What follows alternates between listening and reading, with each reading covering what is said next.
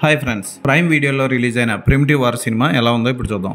ఈ cinema Vietnam war కాలంలో జరుగుతూ ఉంటుంది. గ్రీన్ బెరెట్ ప్లాటూన్ పల్లెటూరులో కొంతమందిని వెతికి పట్టుకోవడానికి వెళ్తుంది. అయితే వాళ్ళలో కొంతమంది కనపడకుండా పోతారు. వాళ్ళని వెతుక్కుంటూ వెళ్తారు కొంతమంది.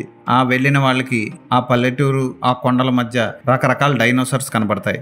వాటి నుంచి తప్పించుకొని వీళ్ళందరూ ఎలా బయటపడ్డారు అన్నదే కదా.